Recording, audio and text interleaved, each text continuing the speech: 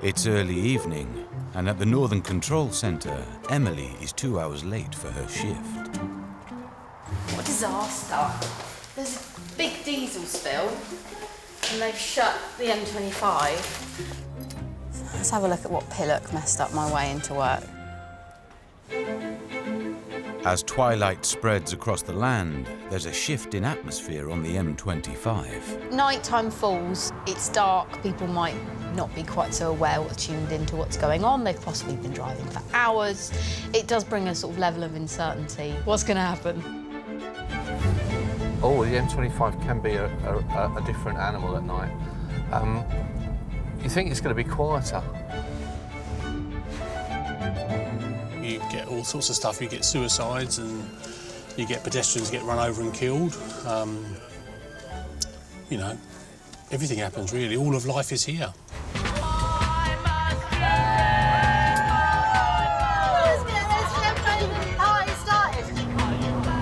It's always these sort of people this time, like it's lorry drivers, people working on the roads, and strippers. We're vampires of the night.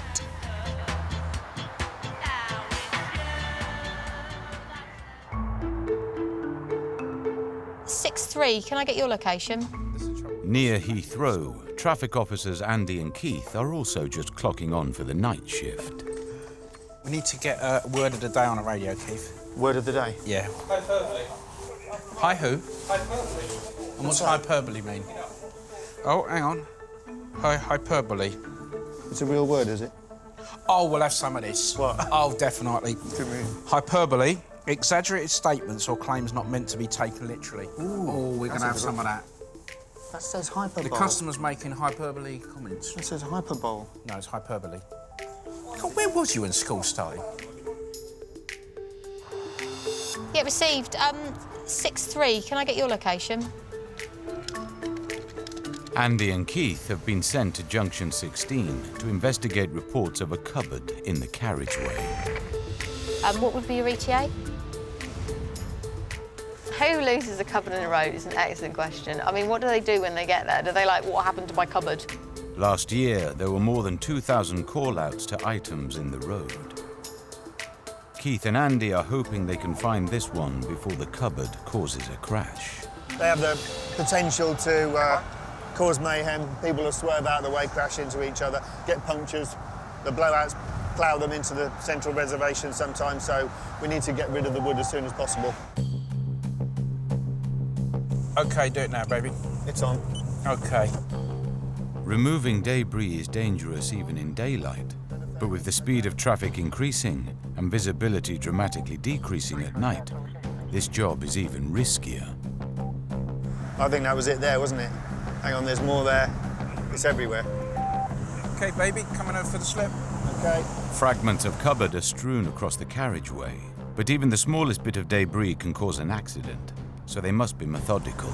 We got him. Good lad. Let's do it. While Andy holds up the traffic, Keith winds his way through the vehicles to retrieve the pieces of debris. 4 lanes here. It's not too bad, but it's bad enough for the public, of course. Right, we'll just get what we can out of the carriageway here.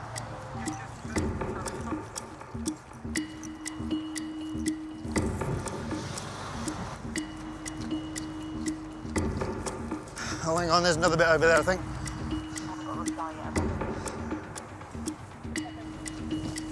We don't want people swerving for that. Excuse me a sec.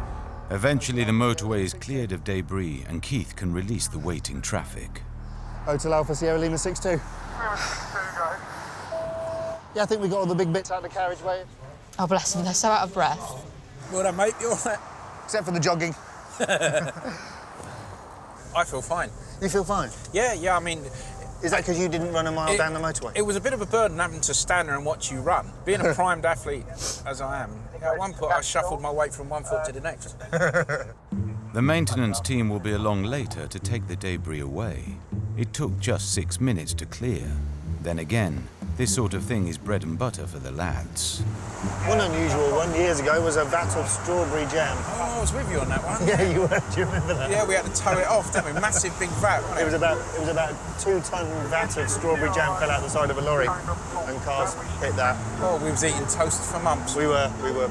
In the control room, Emily is setting the signs and signals on the motorway for tonight's scheduled roadworks. Hello, engine room. Lovely. What time are you starting? Every night, there are over 35 miles of road closures on the M25 for essential carriageway maintenance. There's always roadworks on the M25 at night. It's planned roadworks. It starts about 9 o'clock in the evening. They'll start putting the cones out, and then it starts for real about 10 o'clock. Have a safe evening. Cheers, bye-bye. You always wish them a safe evening. I always do tend to say, yeah, have a safe evening, because it is a dangerous job.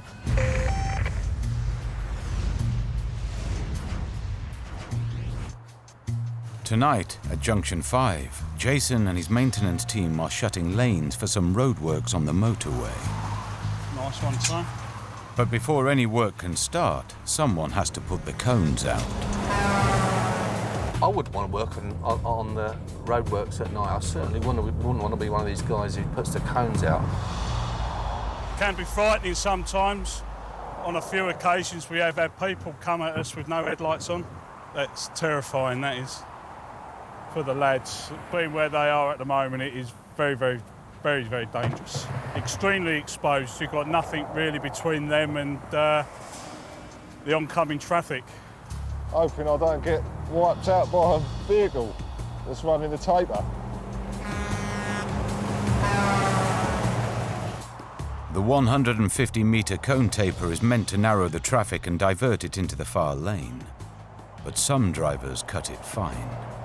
Look, look, look, look, look. Here we go. Right in the taper. Look, right to the last minute. What's the matter with people? It's fast-paced at the roadside, but in the control room,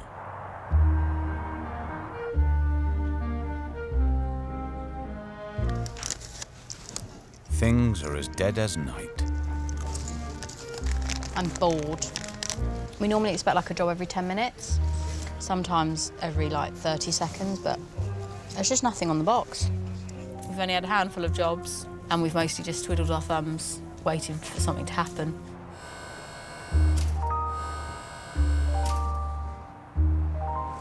It's a nice salad, this is.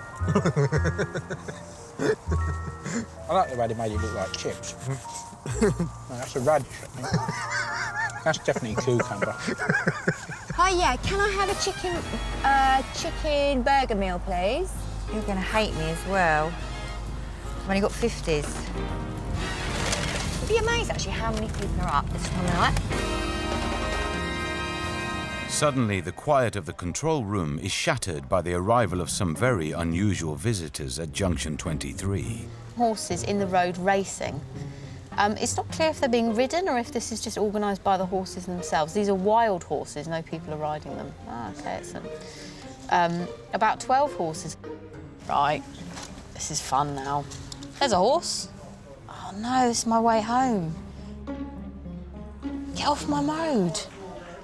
Loose horses are often a problem on the network, and Emily is concerned for the safety of one of her nocturnal maintenance teams. Oh, geez, that's right where this guy's putting on his roadworks. Oh, let's give him a ring back. 6 horses are now heading towards Potter's Bar.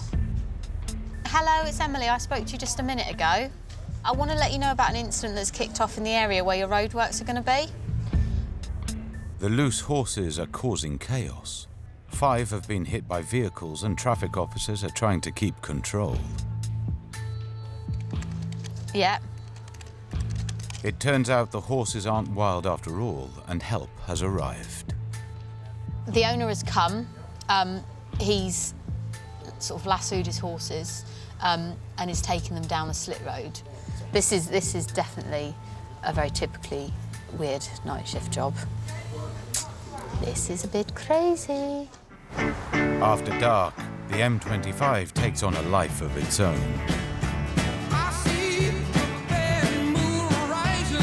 It's like the moon comes out and the crazies are like, let's go. It's our time. The time has come. See, we're in a vest. Lots of strange things happen on the motorway at night. In this job, I never realised I'd see so many people weeing and pooing and fall asleep.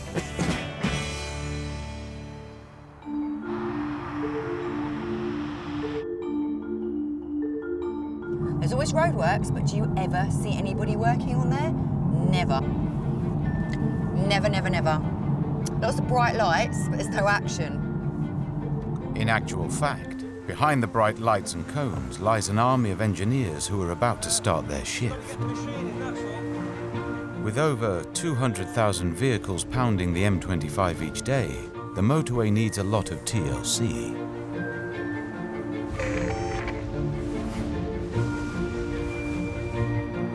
At junction 10, a 20-year-old joint that holds the bridge together needs replacing. There's a certain distance we have to be back to make sure that to make sure the riggers sit in the right place. Yeah, that's it, yeah. The joint enables the bridge to expand and contract with changes in the temperature. Without it, it would collapse. At a cost of £4 million, the job has been a year in the planning and requires the help of one boy's favourite toy. This is a crane. It picks stuff up and puts it down in other places. This is my baby. As sad as it is, I'm a bit of an anorak wearer when it comes to cranes. It's pretty much a massive PlayStation, and you can even change the angle of it. The 90-ton crane will be moving the 9-ton bridge joint into place. It's a precise job that needs pinpoint accuracy. I am 25 years young. I've been doing this since I was about 20. I started driving Arctics and high abs and stuff, and then wiggled my way onto the cranes. And I've looked back often since.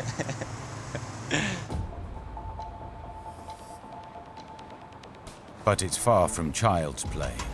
So he's left a little bit.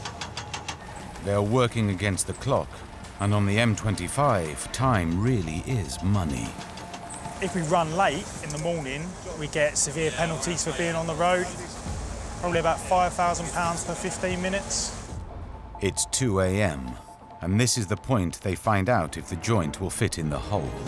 It's always the nervy bit.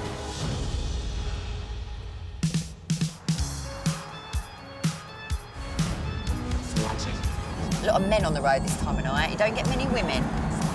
Apart from us girls. Us girls of the night. Somebody's watching me. Have no privacy. Oh. Close to junction 23, it's just gone midnight, and traffic officers Ray and Sal have come across what looks like an abandoned car.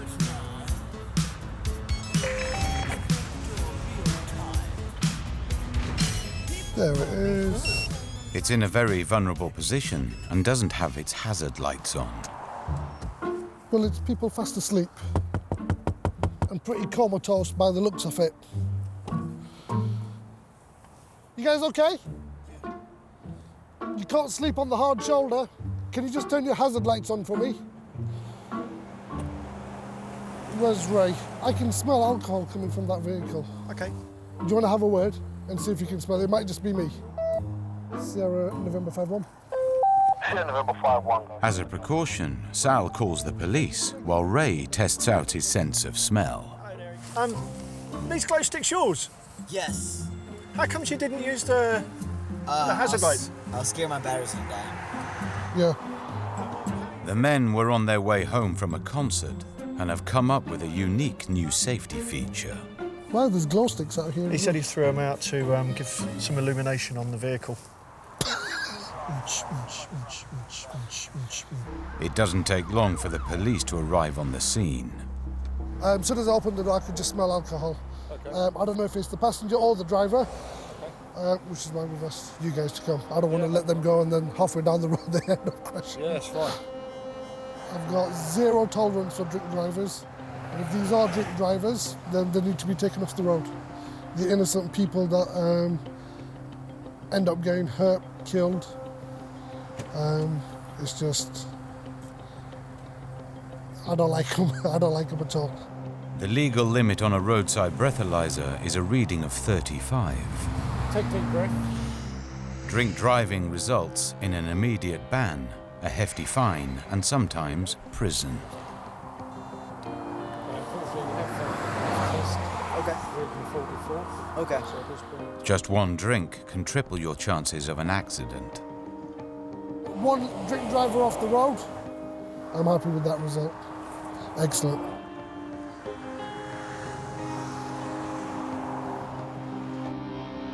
With two party animals safely off the road, elsewhere on the network, traffic officers Kim and Andy are dealing with animals of the furry kind. Sierra Echo 72 host offer. Near junction 7 of the M11, a horse has been taken ill on the way back from a competition. Right, let's see what we can do. See how we can assist in any way. We don't know what's wrong with him. He's travelled fine coming to the show, and coming back he seems to be wanting to go down. We don't know if he's going down with colic or whether it's him just being generally tired. So until I get him off the lorry, I can't tell anyone anything. It's not just the poorly horse the owner is concerned about. I've got two horses on board. They're standing next to each other. He goes down, he'll swipe the other one out. The vet's going to attend and assess, and then we'll be guided by them. Moving live animals on the motorway is a dangerous business, but the two horses cannot stay together in the trailer. So the team decide to bring in a second vehicle to transport the healthy horse to safety while they wait for veterinary assistance. We're just putting a hard shoulder box out now just for our own protection, to light the scene up a little bit better and protect the stricken vehicle. The hard shoulder is not a safe place to stay. Of the vehicles that stop on the hard shoulder that were hit by another vehicle, the average length of time they were there before being struck was 11 minutes. I'll get two more crews, one from that way, one from that way. When your guys are here, we'll stop the traffic, we'll transfer the horses, job done. The only thing holding back the traffic is the traffic officer's vehicle. It's a risky maneuver in the daylight, but at night it could be deadly. We close both lanes because if one of those animals spooks, there's no way we can control it, and then it's in the lap of the gods where it goes. The horse box is now loaded with left scene, and you can now release both carriageways. Thank you very much. The roadblock has done its job almost too well. So you're saying the vet's stuck, the vet is in that traffic, are you? I don't know how far back he is, but he's in that traffic behind us, so hopefully no time at all. 10 minutes later, the vet is on the scene. All I've given at the moment is pain relief because he seems stable in himself. His heart rate's normal, his breathing rate's normal. Hopefully, just with pain relief and no sedation, we'll be able to get him off the slip road and I can carry on and have a closer look at him. We've got the other car putting the rolling road in. When they've got compliance in the traffic, we can wave these out. With the traffic behind held once more, Kim and Andy help the horsebox safely rejoin the road so the vet can take the sick horse for further investigation. Back at junction 10, it's busier than usual with the M25 workforce. It's actually nearly there. It just needs that little bit of internal shutter off. A team of 30 engineers are undertaking a £4 million bridge renovation. You need to come over this way a little bit. Look, at the back. That's underneath now. 12 months of meticulous planning have come down to this moment. We've got to come over this way quite a bit. Really? Yeah. But the joint doesn't quite fit. That's it. It's in, it's there. It's just a fine-tuning, the exact level it goes to. The clock is ticking, and with a hefty fine for overrunning, these engineers aren't adverse to fine-tuning the old-fashioned way. Just catching on the steel down there, he's going to it with the hammer. There, that's fine. You're well under, that's good there. The 9-ton piece of metal is now in place, and the engineers can finally hand the road back to the great British public. The traffic management is coming off. It's time to go home and go to bed. It's been another long shift of roadworks and roadblocks, cranes and crashed cupboards, horses and horseplay. And as the night comes to an end, another day is dawning on the M25. For it all to start over again. Bye, everybody. Remember, One team, one dream.